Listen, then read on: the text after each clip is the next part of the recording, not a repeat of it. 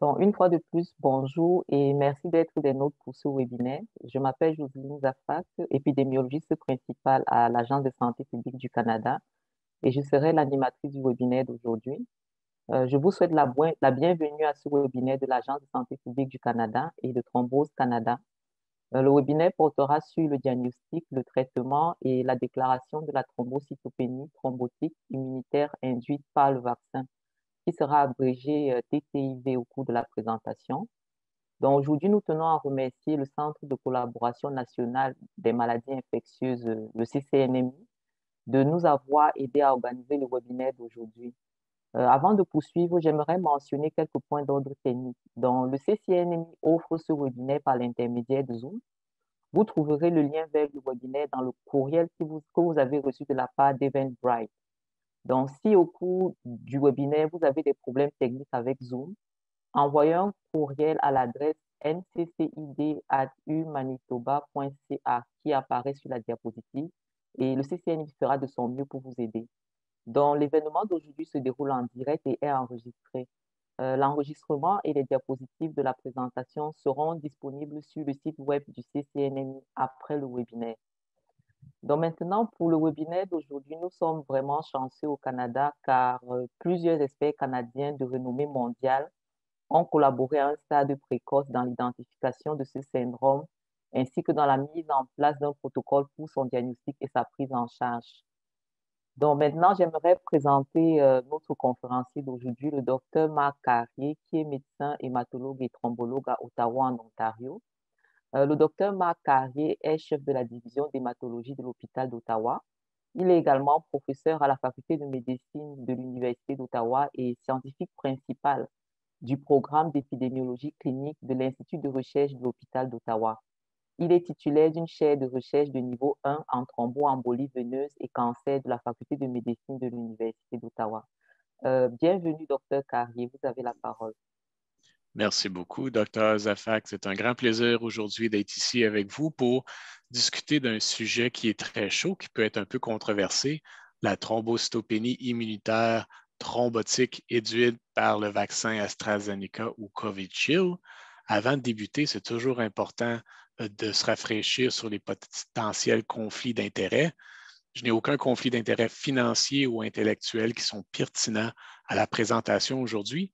Puis je voulais vous dire que dans les prochaines 20 minutes, ce que j'aimerais faire avec vous, c'est commencer par débuter à savoir qu'est-ce que la thrombocytopénie immunitaire thrombotique induite par les vaccins, la TTIV, comment qu'on peut déceler, comment on peut faire le diagnostic ensemble comme clinicien, c'est quoi la prise en charge, comment on doit la traiter, et puis terminer avec les prochaines étapes, les questions qui restent un peu en l'air pour lesquelles on attend un petit peu plus de données.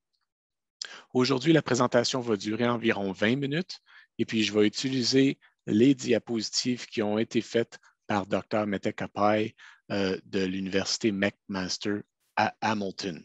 Alors, on va commencer avec un petit cas clinique, un cas typique, une femme de 56 ans qui a reçu le vaccin Covishield il y a environ 12 jours à la pharmacie du coin. Elle se présente chez son médecin de famille avec des maux de tête qui sont intenses, une vision double qui est importante, des troubles de la vision. Elle n'a pas d'antécédents médicaux, pas d'antécédents familiaux non plus, pas de médicaments. Le médecin de famille est un peu inquiet, va envoyer la patiente pour faire une formule sanguine complète. Et puis, on remarque tout de suite d'emblée qu'il y a une thrombocytopénie sévère avec un compte plaquettaire de 31, hein, les valeurs normales étant de 150 à 400 fois 10 à la 9 par litre. Alors, comme clinicien, on se demande que se passe-t-il? Est-ce que le vaccin reçu pourrait être la cause? Et puis, ce qu'on sait de la thrombocytopénie immunitaire thrombotique induite par le vaccin, c'est que c'est un syndrome qui a été récemment décrit. Hein, le premier cas est au mois de février seulement. Et puis, c'est un syndrome pour lequel il y a vraiment trois composantes. La première, c'est que ça prend une thrombose qui soit artérielle ou veineuse, et puis qui va souvent être dans les sites inhabituels ou non usuels. Donc, on a eu beaucoup de bruit par rapport à la thrombose cérébrale veineuse, par exemple. mais la thrombose comme telle peut être dans un champ artériel ou veineux et puis peut être dans un site usuel ou inhabituel. La deuxième composante, c'est la thrombocytopénie, qui est généralement sévère. On a des cas d'environ la thrombocytopénie dans ce qui a été décrit. Présentement, on parle d'un compte plaquettaire qui va de 10 jusqu'à environ 110. Donc, une thrombocytopénie qui est présente. Et puis, généralement, ces patients-là étaient en bonne santé, n'avaient pas de facteurs prédisposants, pas d'antécédents de thromboembolie veineuse ou artérielle, par exemple, et aucun antécédent qui était nécessaire avant la présentation. Ce qu'on sait de la TTIV, c'est que le taux de mortalité est relativement élevé. Les cas décrits qui viennent d'Europe démontrent un taux de mortalité d'environ 20 à 40 chez les cas signalés. Et puis, on a un indice maintenant sur la pathophysiologie et on pense que ce sont des anticorps qui sont vraiment dirigés sur un complexe facteur plaquette 4. Ce que vous voyez à votre droite, c'est un schéma qui démontre un phénomène qui est très, très similaire dans la thrombocytopénie induite par l'héparine. Alors, dans ce phénomène-là, on a des anticorps qui vont se lier au complexe entre l'héparine et le facteur plaquette 4. Et puis, cette combinaison-là, lorsqu'il va y avoir une combinaison entre l'anticorps et puis le récepteur, va mener une agrégation plaquettaire, ce qui va faire ensuite qu'il va y avoir un début de la coagulation. On va avoir un caillot qui va se former. Les plaquettes vont rester prises. Donc, on a une thrombocytopénie parce qu'on a un caillot plaquettaire qui va se faire à ce moment-là. Et puis, les patients vont développer des problèmes de thrombose associés avec une thrombocytopénie. Donc, la TTIV et la TIH ont une physiopathologie qui est très similaire et ça va être important de garder ça en ligne de compte comme clinicien parce qu'ils vont se présenter aussi cliniquement de façon similaire, mais aussi le diagnostic, ça va être important à se souvenir de ça. Donc, si votre province ou votre territoire offre le vaccin AstraZeneca ou Covishield, vous devez être au fait de la TTIV. Il y a des lignes directrices qui ont été publiées par nos collègues de la Grande-Bretagne, de l'Allemagne, mais il y a aussi la table ronde scientifique de l'Ontario qui ont émis des lignes directrices spécifiquement pour la thrombocytopénie immunitaire thrombotique induite par le vaccin. Donc, ils vont donner un petit peu des lignes directrices pour faire le diagnostic, des conseils cliniques aussi, et puis nous donner un peu un aperçu de c'est quoi la prise en charge pour ces patients-là. Donc, le défi vraiment avec la TTIV, c'est de reconnaître, de faire le diagnostic et puis d'amorcer un traitement avec une anticoagulothérapie et puis des immunoglobulines. Donc, il y a vraiment 3 différentes étapes dans le diagnostic formel de la TTIV qui vont avoir besoin de ressources différentes ou de référence à un centre hospitalier. La première chose, comme pharmacien ou médecin de première ligne, c'est de peut-être soupçonner la TTIV. Et puis, quand on a un indice de suspicion qui est assez grand, c'est généralement des patients qui vont se présenter avec des symptômes de thrombose dans le délai qui est attendu entre 4 et 28 jours, et puis pour lesquels on va faire des tests de base qui vont plus ou moins confirmer la suspicion de TTIV. Chez ces patients-là, ils devront être référés à un centre hospitalier afin d'avoir des examens d'imagerie pour confirmer ou infirmer la thrombose et des tests avancés aussi. À ce moment-là, on a vraiment une TTIV qui est présumée. Et puis, lorsqu'on fait les tests avancés, on va voir ça ensemble dans la prochaine diapo. Il va y avoir des tests pour confirmer le diagnostic. Et puis, à ce moment-là, une TTIV confirmée. Donc, on va passer à travers les différentes étapes ensemble pour savoir quel est le rôle du clinicien dans les différentes étapes. Alors, la première chose, bien sûr, comme clinicien, vous et moi, c'est d'être à l'affût des symptômes typiques qui vont survenir dans le délai typique après la vaccination. Alors, les symptômes typiques de caillot, qu'ils soient artériels ou veineux, ça va dépendre un peu du site. De façon générale, quand on est inquiet, un peu comme dans le cas qu'on a présenté, d'une thrombose veineuse cérébrale, ben, les gens vont avoir des maux de tête persistants qui sont intenses, des symptômes neurologiques qui vont être associés à ça, un petit peu les troubles de vision qui sont possibles aussi. Ça pourrait être aussi consistant avec un accident vasculaire cérébral artériel. Si les gens se présentent avec un essoufflement, une douleur thoracique, on peut penser à un syndrome coronarien aigu, mais aussi à l'embolie pulmonaire.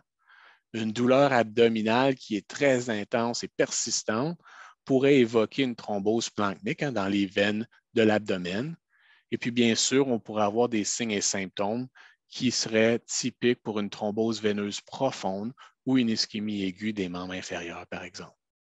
Alors, si les patients ont des symptômes typiques de caillot artériel et veineux et que les symptômes apparaissent entre les jours 4 et 28, ça serait probablement une bonne idée de penser comme clinicien que ça pourrait possiblement être une TTIV. Si on a une suspicion de TTIV, il faudrait faire une formule sanguine complète, un peu comme on a fait pour le cas, pour savoir si jamais il y a une thrombocytopénie associée. Bien sûr, il faudrait avoir accès aux résultats relativement rapidement. Ce n'est pas toujours le cas en externe ou en ambulatoire. Alors, si ce n'est pas le cas, si on ne peut pas avoir une formule sanguine complète avec les résultats qui sont rapides, il va peut-être falloir envoyer ce patient, cette patiente-là, à l'hôpital afin d'avoir plus d'investigations. Lorsque le patient va avoir une formule sanguine complète et qui va démontrer qu'il y a possiblement une TTIV, ça voudrait dire que la formule sanguine complète a démontré une diminution du compte de plaquettes, de thrombocytes.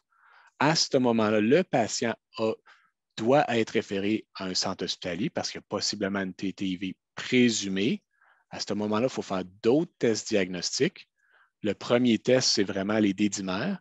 Souvenez-vous, les dédimères, c'est une façon de regarder la dégradation de la fibrine. Donc, lorsqu'on a un état hypercoagulable ou est-ce qu'on a un caillot, une thrombose, les dédimères vont être élevés.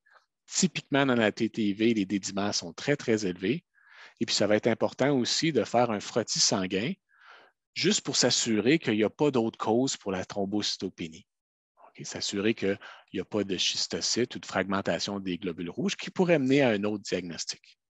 Et puis, bien sûr, le patient ou la patiente a des signes et symptômes de thrombose, donc l'imagerie spécifique aux symptômes va être nécessaire. Pour la patiente qu'on a présentée, on est un petit peu inquiet d'une thrombose cérébrale veineuse. Donc, ce serait important de faire de l'imagerie du cerveau. La tomodensitométrie du cerveau sans contraste est importante comme première ligne, mais n'est pas sensible assez pour écarter la possibilité d'une thrombose veineuse cérébrale. Donc, ça prend vraiment une vénographie par tomodensitométrie ou une vénographie par résonance magnétique afin de faire le diagnostic ou de s'assurer que le diagnostic n'est pas présent et puis passer à d'autres investigations.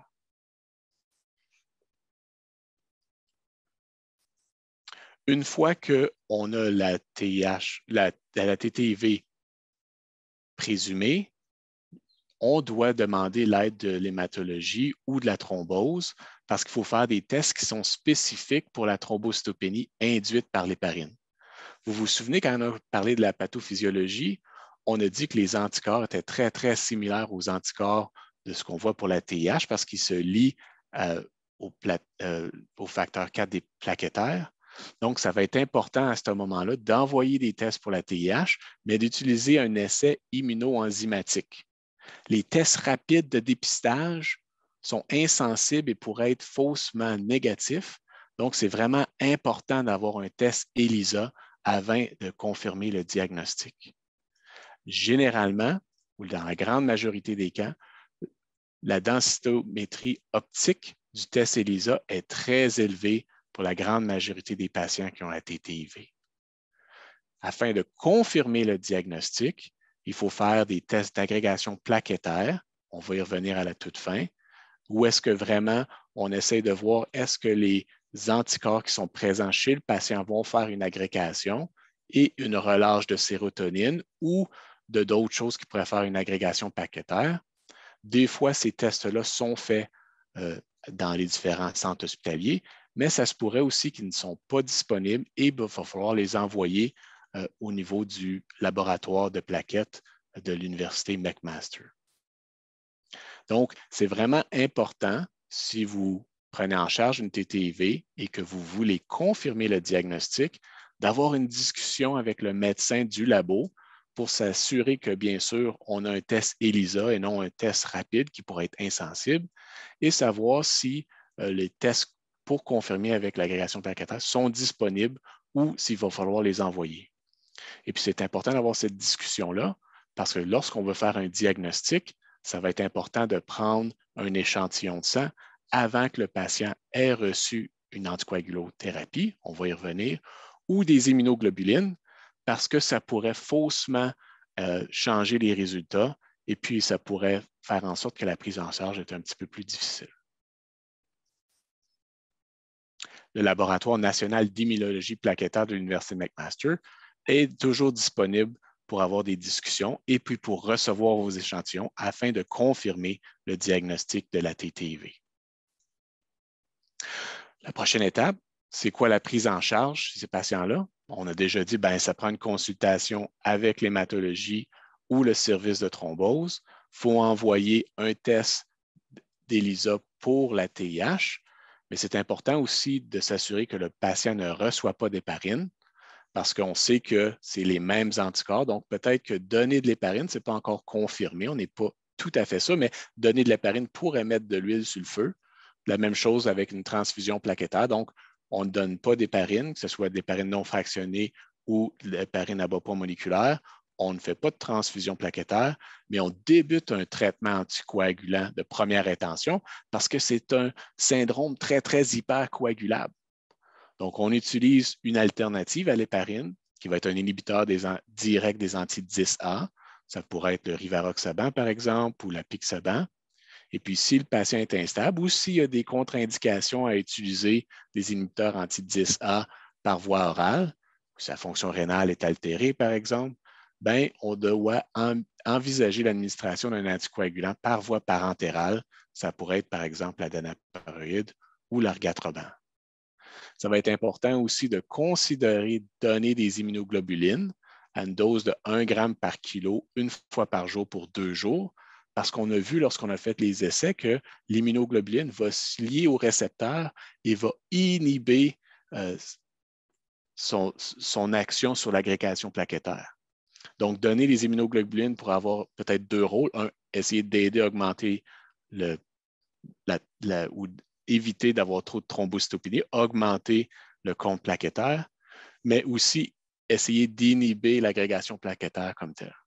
Et puis, bien sûr, ce qui est aussi très, très important, c'est la déclaration à la santé publique et à Santé Canada. Donc, c'est sûr qu'il reste de nombreuses questions pour le clinicien et les régulateurs, le public comme tel. Quand a-t-on recours à un traitement de deuxième intention? Les stéroïdes, l'échange plasmatique, des choses qu'on utilise déjà chez les patients qui ont des problèmes de la coagulation. Mais je pense que ça va être en discussion avec l'hématologie. Est-ce que ces anticorps persistent sur longtemps? Est-ce qu'on doit les répéter? Quelle est la prise en charge? On n'a pas encore ces réponses-là. Comment surveille-t-on les patients après le congé de l'hôpital? Est-ce qu'ils doivent continuer une anticoagulothérapie au long cours et pour combien de temps? Et puis, quelles sont les répercussions pour la seconde dose du vaccin AstraZeneca ou Covishield et les autres vaccinations? On va avoir plus de données dans les prochains jours, dans les prochaines semaines. Est-ce que ces effets indésirables sont les mêmes que ceux signalés après l'administration du vaccin Johnson & Johnson? On est en train d'évaluer ça aussi. Si vous voulez avoir des ressources qui sont à date, pour lesquelles la table ronde scientifique de l'Ontario avec le site web va vous donner des résumés scientifiques, des résumés aussi vulgarisés, fondés sur les données actuelles et probantes, et va vous donner quelques conseils cliniques aussi parce que les données changent de jour à jour. Sur ça, je vous remercie beaucoup de votre attention pour vos efforts soutenus pendant la pandémie. Et puis, je retourne le micro à Dr. Zafak. Merci, Dr. Kari. Donc, avant de passer à la session questions-réponses, on va passer à la diapositive suivante. Donc, tel que le docteur Carrier l'a mentionné dans sa présentation, la déclaration des manifestations cliniques inhabituelles est une partie clé de la surveillance et c'est grâce à cette déclaration-là qu'on a été capable d'identifier ce syndrome. Donc, au Canada, si vous voulez, la diapositive qui est présentée actuellement vous montre des liens pour savoir comment faire une déclaration de MCI au cas où vous rencontriez un cas de TTIV ou même d'autres MCI graves. Les déclarations ne sont pas limitées uniquement au TTIV. Donc, vous aurez la procédure à suivre, le formulaire de déclaration. Il y a également un guide utilisateur qui vous permettra de remplir ces différentes informations-là. Ensuite, dans la diapositive suivante, pour pouvoir continuer à recevoir des informations en rapport avec la TTIV ou les vaccins contre la COVID-19 en général, vous pouvez vous référer aux recommandations du Comité consultatif national de l'immunisation du Canada. Prochaine diapositive. Donc, étant donné le contexte évolutif dans le cadre de cette pandémie, on vous recommande de vous abonner aux publications du CCNI et aux mises à jour du Guide canadien d'immunisation. Comme ça, à chaque fois qu'il y aura une mise à jour sur les recommandations qui sont faites, vous recevrez donc une notification par courriel. Et vous serez donc sûr que votre pratique clinique est guidée par les recommandations les plus à jour. Donc maintenant, on va passer à la session questions-réponses. Donc déjà, pour commencer, docteur Carrier, je vais vous adresser une question qu'on a reçue de plusieurs personnes, à savoir, est-ce qu'il y a des facteurs qui augmentent le risque de développer le syndrome de TTIV, donc notamment le fait d'avoir des antécédents de caillots sanguins, le sexe, la prise de contraceptifs et oraux comme exemple? Merci beaucoup, Dr. Zafak. C'est une excellente question. Et puis, je peux vous dire qu'à chaque jour, j'ai environ 50 à 100 appels de patients qui communiquent avec nous parce qu'ils sont inquiets. Et puis, comme je vous l'ai montré, la physiopathologie de la TTV est complètement différente de la pathophysiologie d'une TEV habituelle ou d'une thrombose artérielle habituelle. Donc, il n'y a pas de facteurs de risque qui ont été identifiés. Si on a un antécédent de TEV ou de thrombose artérielle, si on est sur un anticoagulant, si on a des facteurs de risque associés, vous avez mentionné la pilule anticonceptionnelle ou un antécédent, ou si on a un cancer sous-jacent qui pourrait augmenter le risque de thrombose veineuse et artérielle, il n'y a rien de ça qui sont des facteurs prédisposants parce que c'est une pathophysiologie qui est complètement différente. Alors, de façon générale, quand j'ai ces appels-là, j'essaie de rassurer le patient. Bien sûr, je comprends, j'essaie de leur expliquer le risque associé, mais aussi de les rassurer et puis de leur démontrer le risque et les bénéfices de la vaccination à ce moment-là. D'accord, merci, docteur Carrier. Une autre question qu'on a reçue, c'est par rapport aux maux de tête que certains patients peuvent présenter dans le cas d'une TTIV. Et ce que les gens voulaient savoir, c'est que est-ce que la prise d'antalgiques telles que l'acétaminophène peuvent masquer les symptômes et empêcher un bon diagnostic? C'est une excellente question parce que souvent les maux de tête ne sont pas infréquents après la vaccination. Donc, on a souvent des patients qui nous appellent parce qu'ils sont inquiets, parce qu'ils ont lu dans les médias que ça pouvait faire une thrombose cérébrale veineuse. Les patients qui ont une thrombose cérébrale veineuse, ils ont des maux de tête extrêmement intenses et qui persistent. Alors, si les gens prennent l'ibuprofène, l'acétaminophène, et puis le mal de tête disparaît, ce ne sont pas des symptômes qui sont consistants avec une thrombose cérébrale veineuse. Ces gens-là ont des symptômes qui sont très sévères, qui sont souvent associés avec d'autres facteurs neurologiques. Dans le cas qu'on a vu, la patiente a des troubles de vision. Souvent, les gens vont peut-être avoir des convulsions, d'autres facteurs neurologiques qui sont associés aussi. Alors, si les gens se présentent avec un mal de tête et puis ça passe avec de l'acétaminophène ou de l'ibuprofène ou d'autres médicaments en vente libre, je ne serais pas très inquiet que ça pourrait consister une thrombose cérébrale veineuse. C'est vraiment les maux de tête persistants qui durent, qui sont très forts et qui sont associés avec des problèmes neurologiques. Merci, docteur Carrier. Et également, une autre question qu'on a reçue, c'est que est-ce que la prise d'aspirine a un rôle à jouer dans la prévention de la TTIV? Est-ce que c'est quelque chose que vous recommanderez à vos patients?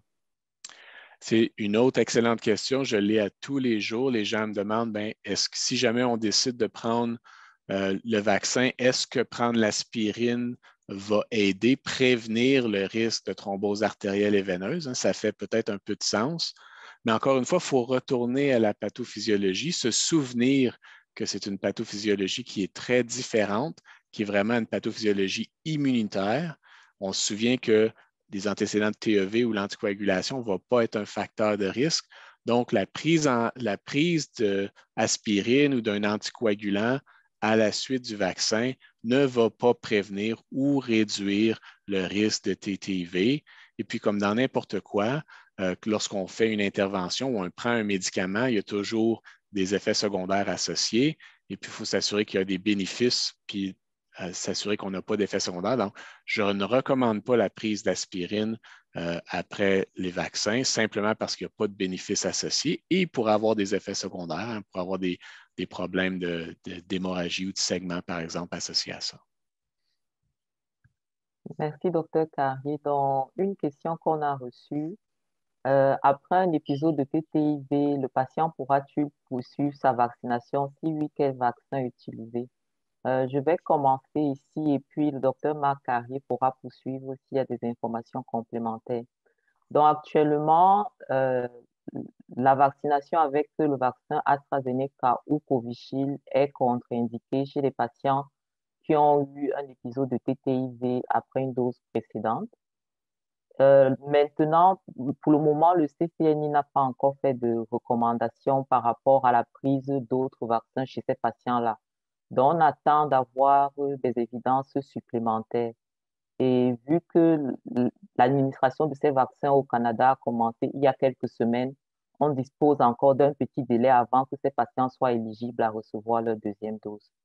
Docteur Carrie, si vous avez des informations complémentaires à ajouter. Non, je suis complètement d'accord avec vous, Dr. Zafak. D'accord. Donc, je pense qu'avec ça, ça fait le tour des questions qu'on a reçues aujourd'hui. On est pratiquement rendu à la fin de notre webinaire. Je tiens vraiment encore à remercier le docteur Carrier pour son excellente présentation et le CCNMI qui nous a permis d'organiser le webinaire d'aujourd'hui. Donc, le CCNMI organisera d'autres webinaires liés au vaccin contre la COVID-19. Pour consulter l'enregistrement de ce webinaire, les diapositives et aussi si vous êtes intéressé par des webinaires qui ont été administrés par le passé, veuillez visiter le site de CCNMI au ccnmi.ca. Et lorsque vous allez vous déconnecter de la présentation d'aujourd'hui, vous recevrez un sondage d'évaluation. S'il vous plaît, veuillez le compléter parce que vos commentaires nous sont très utiles pour pouvoir améliorer la qualité des produits qu'on vous offre. Merci encore et très bonne journée à tous. Au revoir. Merci beaucoup à vous.